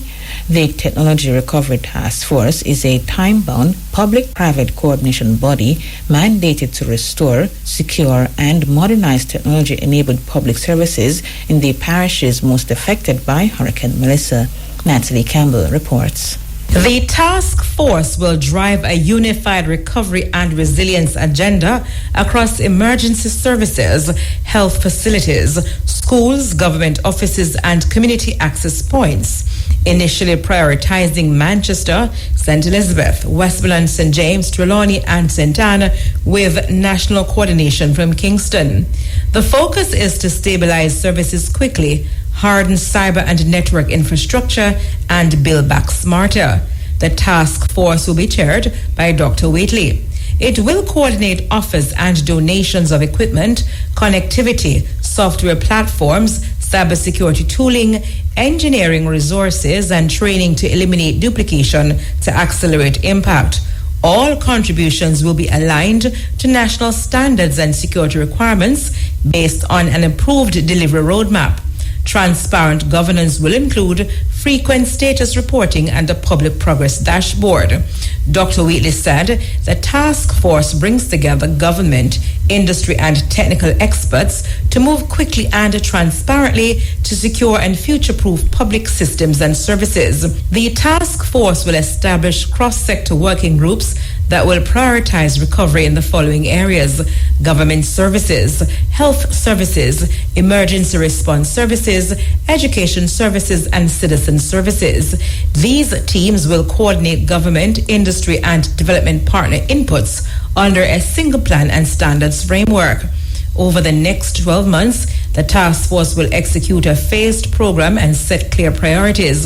The main goals are to restore the most important services, upgrade and expand what's in place so it's stronger and more resilient, and finish by moving public services back into normal operations with solid backup plans and ongoing improvements. Reporting for IRFM News, I am Natalie Campbell. The European Union will contribute an additional $1.5 billion towards Jamaica's Citizen Security Plan project. The CSP is supported by the EU and aims to improve safety and security in vulnerable communities through a multi-sectoral approach. EU Ambassador to Jamaica, Dr. Erja Ascola, said this contribution will take into account the different needs that will arise post-Hurricane Melissa. In the area of citizen security and crime prevention specifically, we are now closing the first phase of our collaboration that started 4 years ago. The EU has provided over 3.5 billion Jamaican dollars, which is roughly equivalent to 20 million euros in budget support and technical assistance to Jamaica's Citizen Security Plan. But thankfully, this is not the end of our cooperation in this area. We will continue to work together in this top priority of our partnership. For this purpose, an additional 1.5 billion Jamaican dollars, roughly equivalent to 8.8 million euros of financial support will be provided. This will allow us to take into account also the new context of post-disaster, different needs that are arising in this difficult context. She explained that some of its achievements through the program include renovating police stations and increasing vocational training. We have renovated police stations.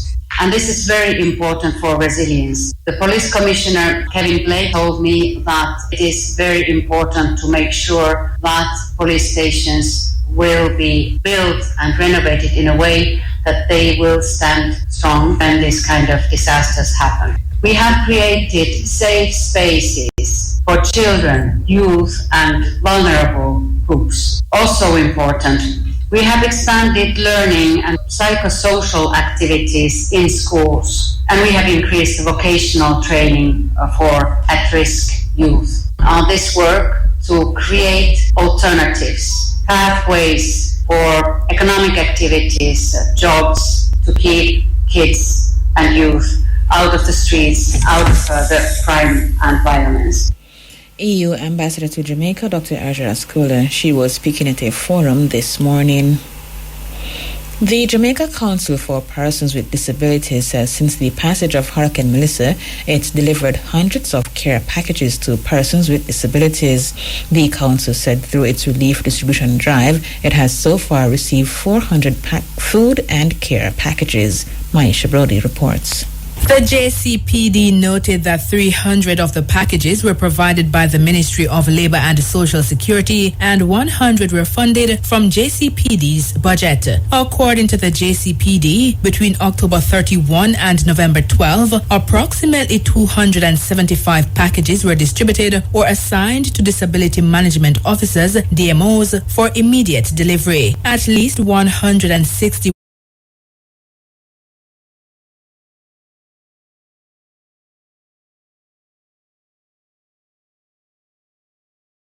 were delivered to persons with disabilities across Westmoreland, St. Elizabeth, Hanover, Trelawney, St. James, St. Anne, Manchester and Clarendon. Executive Director Dr. Christine Hendricks said for those with infrastructural needs, the requests will be directed to Food for the Poor and the Office of the Prime Minister for their consideration. The JCPD is continuing distributions this week. The JCPD is urging citizens to contact them at 877 876-515-9069 or 876-299-7393 if they meet a person with a disability who has been affected by Hurricane Melissa. They should provide the person's name, location, and contact details. Reporting for IRFM News, I'm Maisha Brody. Police said today's incident, which saw 3 men being fatally shot by cops along Nelson Mandela Highway, unfolded as part of a probe into a series of robberies connected to a black Honda Fit motor car. According to investigators, officers attached to the Counterterrorism and Organized Crime Investigation Branch (CTOC) were acting on intelligence in relation to the vehicle, which has been linked to multiple robbery cases. The Honda Fit was spotted at approximately 11:45 this morning, and police say they signaled the driver to stop. However, the occupants allegedly disobeyed the instruction. The vehicle was later intercepted, and police report that the men reportedly opened gunfire at them. Officers returned the fire, and when the shooting ended, the 3 men were found with gunshot wounds. The police recovered a Taurus pistol and a Beretta pistol, both loaded with rounds in their magazines and chambers at the scene. The men, who have not yet been identified, were taken to hospital where they were pronounced dead shortly after midday. The Independent Commission of Investigations, INDECOM, has been notified. Police have charged a 24-year-old St. Catherine man with obtaining money by means of false pretense following an attempt to sell a house between last year October and April this year. Charged is Jaheim Douglas of Central Village, St. Catherine. Reports from the Central Village police are that Douglas purported to be the proprietor of an unoccupied house. He reportedly informed a man that the house was for sale and allegedly collected $2,400,000 from the man as payment for the property. The man later made several attempts to obtain substantial documentation for the property from Douglas. Investigators say Douglas refused to produce the documents. A report was made to the police and an investigation was launched. Douglas later turned himself into the police. He was charged following a question and answer session in the presence of his attorney. A court date is being finalized.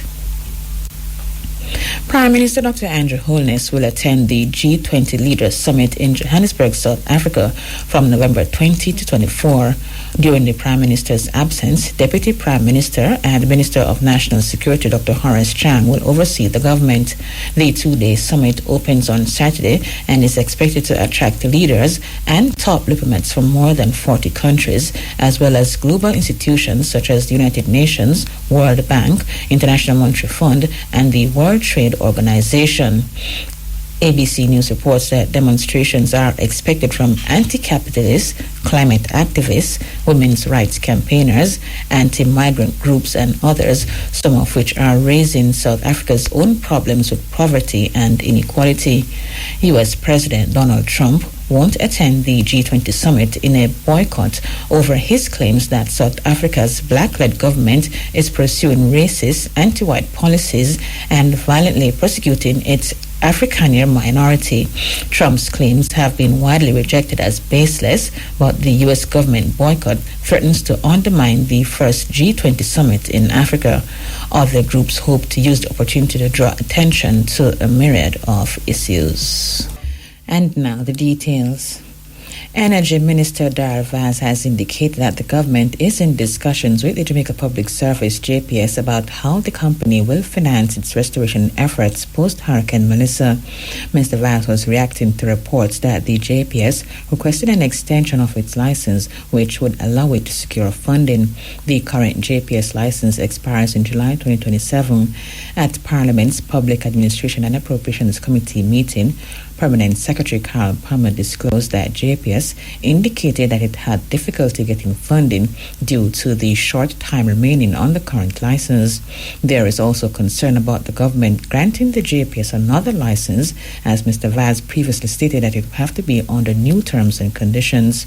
In a statement today, the minister said the matter is being discussed. The government of Jamaica is very well aware of the need to restore electricity across all parishes in the shortest possible time. That is a number one priority for me as minister and for the Andrew Holness-led administration. The government is in discussions with the JPS in relation to how we can assist and work out a formula which will allow them to be able to raise the funds that they require in order to bring the grid back up. It is early stages, but I can concur and conclude that discussions are taking place at the highest level, and I will be updating Parliament on Tuesday with where we are in terms of the recovery plan based on the government's discussions with the JPS shareholders and management. Energy Minister Darrell Vaz. Prime Minister Dr. Andrew Holness has tasked the Tourism Ministry with setting up a committee to fast-track permits for hotels impacted by Hurricane Melissa and to help them restart operations. Speaking at a press briefing yesterday, Dr. Holness noted that the aim is to assist hotels that are in the process of rebuilding. I want to say a little bit more on electrifying the tourism hub. I have tasked Minister Bartlett and Minister Mackenzie to bring together all the permitting and approval entities along the tourism corridor. And we consider the tourism corridor from as far as St. Elizabeth, Treasure Beach, coming all the way around, going through Westmoreland, Hanover, going all the way around, going into Trelawney, that have been impacted.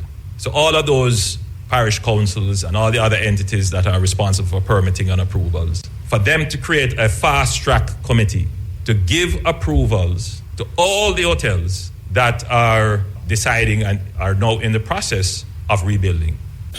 He cited the importance of the resorts being operational so that they can in turn spur economic recovery in the affected parishes. What I'm satisfied with is that the hoteliers are ready to rebuild. Some of them will have insurance, some of them are going to consider this an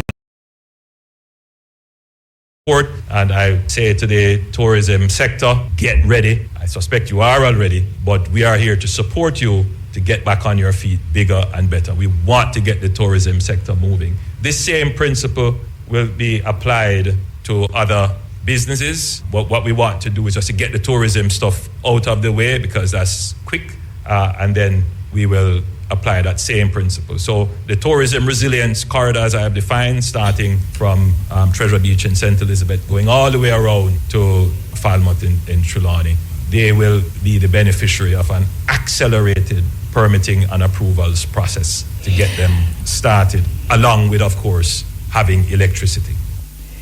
Meantime, the government is exploring various solutions to the excess debris left behind by Hurricane Melissa, to include recycling and wood chipping. Prime Minister Dr. Andrew Holness noted that assistance is being sought from regional and international partners to acquire additional heavy-duty equipment and other resources. This in the wake of a report by the United Nations that Hurricane Melissa left behind about 4.8 million tons of debris.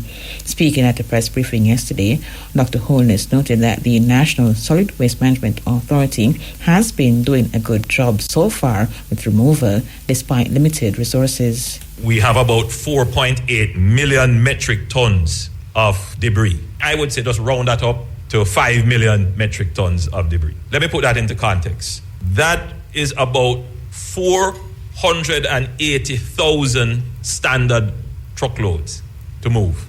I want that to sink in. 480,000. I would say round that up to about 500,000 truckloads that we need to remove. The NSWMA, with the resources that they have, I think they have been doing a fantastic job. If we didn't purchase those 100 and odd trucks, in addition to some other amounts, I don't know what we would be doing today.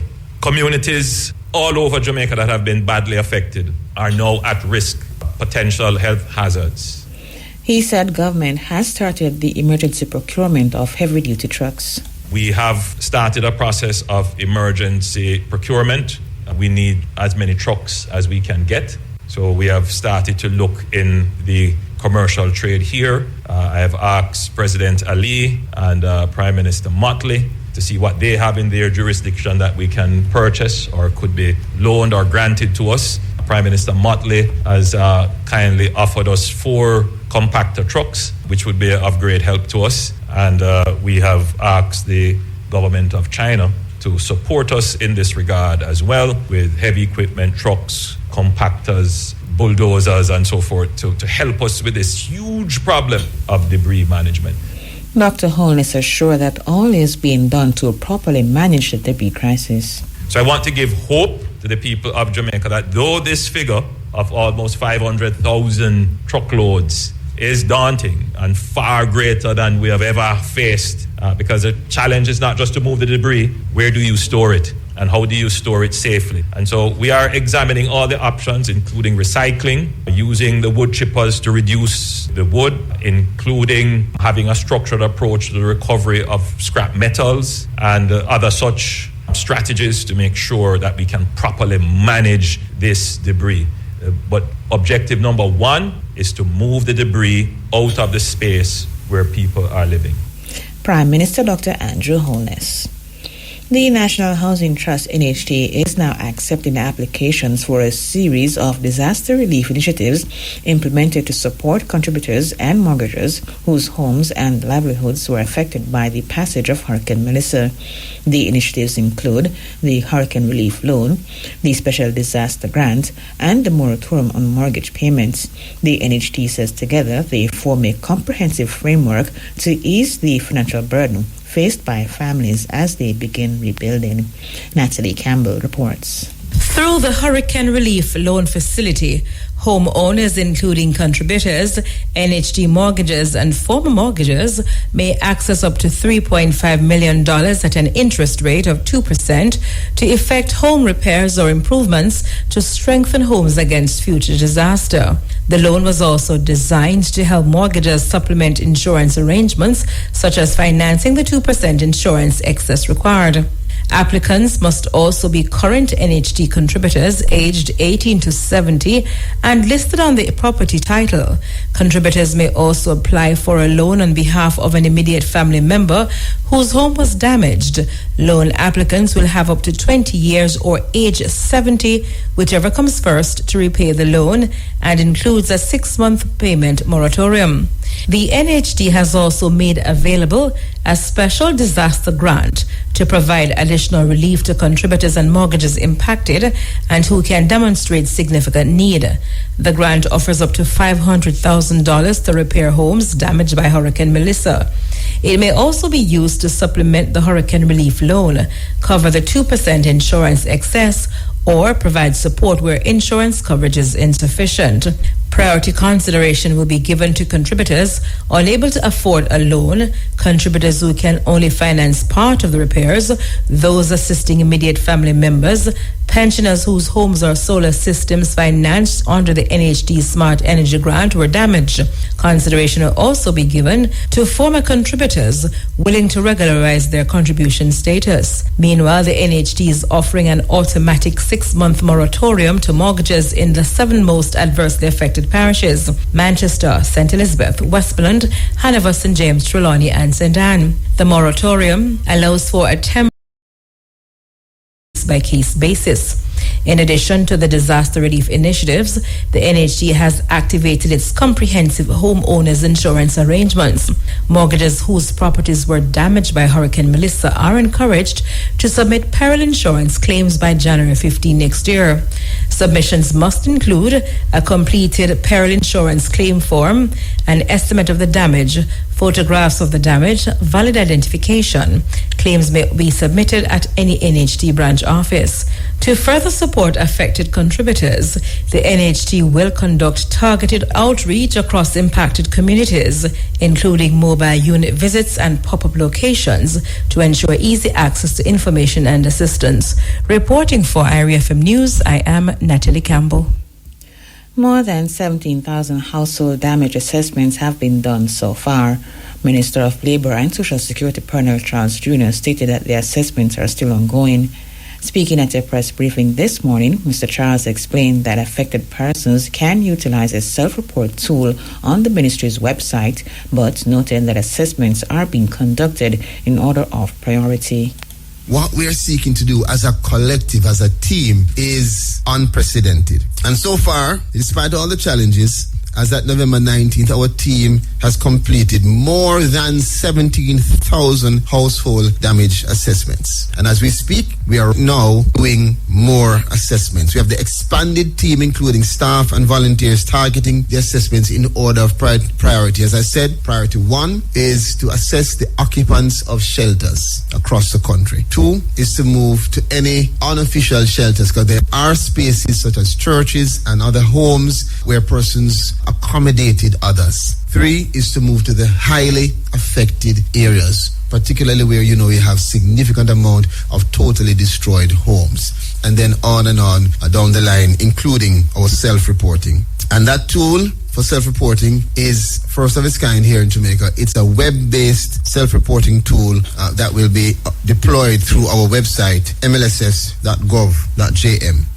The minister outlined that given the difference in needs in some areas, assistance is being guided by field assessments that have been carried out. You may be in one area where a neighboring community requires food packages, but the other community, based on their circumstances, is not marooned by the increase in flooding, but needs cleaning agents, as in Catherine Hall, where their significant issue is that of all the areas in the country, what happened to them was just this influx of a mixture of mud and water that went into the homes, covered some of the vehicles, and so their primary issue now is water and cleaning agents, which is why the Prime Minister, guided by that data, has defined a particular effort that has been advanced to help that area.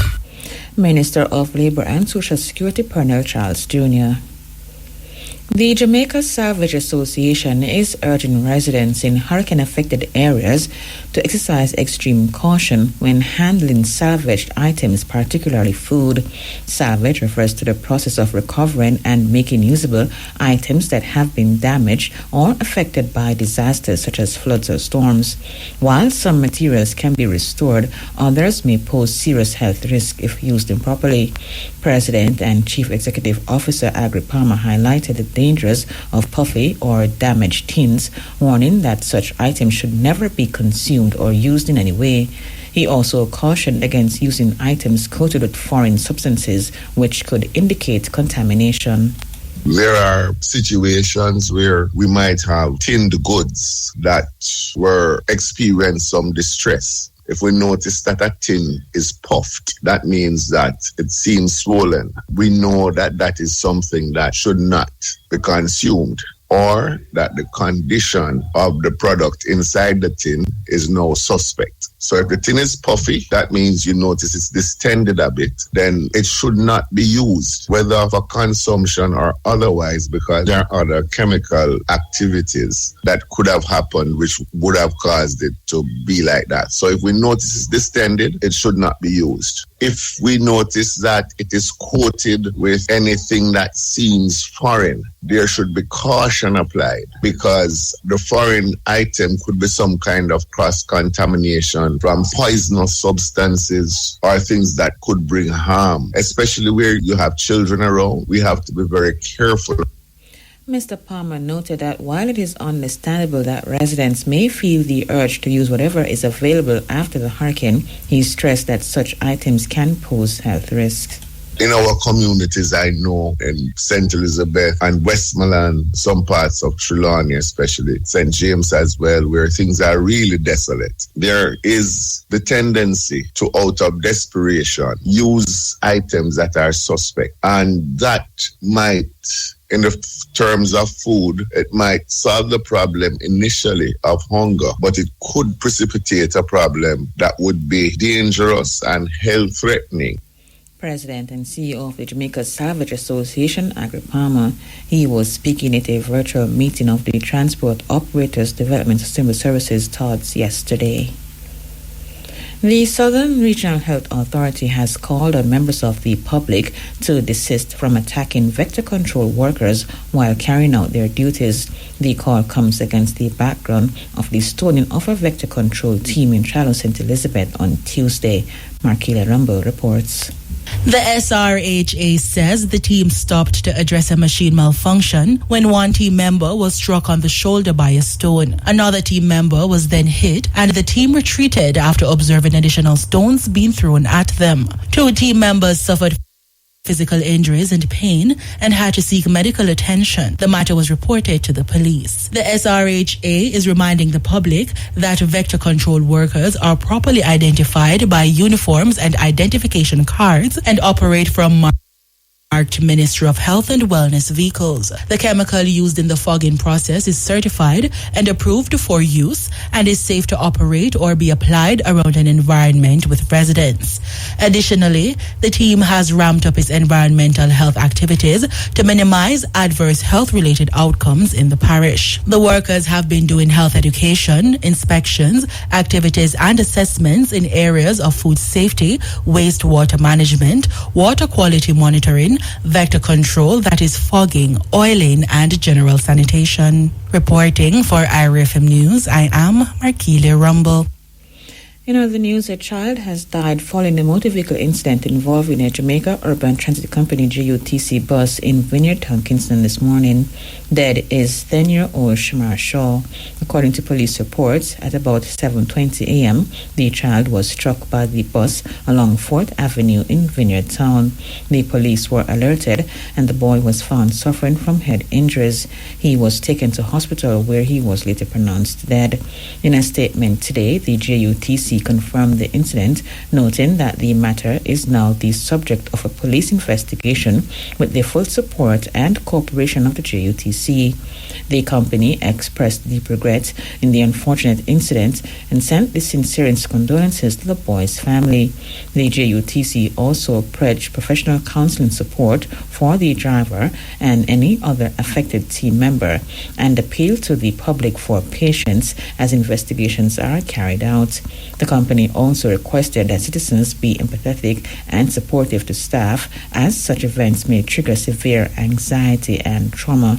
The JUTC said it will continue to provide updates as more information becomes available. The 3 men who were fatally shot by police yesterday along the Mandela Highway have been identified. The deceased have been named as 22-year-old Paul Donaldson of Seaview Avenue, Kingston 13, 20-year-old Samis Fitzgerald, otherwise called Spiggle, of New Lincoln Road, Kingston 5, and 21-year-old David McLean of Corville Gardens Boulevard in Kingston 20. According to the police, the incident unfolded as part of an ongoing investigation into a series of robberies connected to a black Honda Fit motor car. The Honda Fit was spotted at approximately 11:45, and police say they signaled the driver to stop. However, the occupants allegedly disobeyed the instruction. The vehicle was later intercepted, and police report that the men opened gunfire at the team. Officers returned fire, and when the shooting ended, the men were found with gunshot wounds. They were pronounced dead at hospital. The police recovered 2 pistols.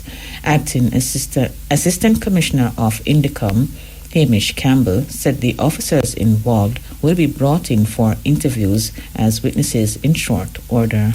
The police officers' weapons were seized and photographed, and they will be brought in, the officers, for interview as witnesses either this week or early next week. If there are any witnesses to the matter, Indicom would be appealing to see whether anybody witnessed any part of the incident, which was on a public highway, or they had any video cameras or video cams themselves.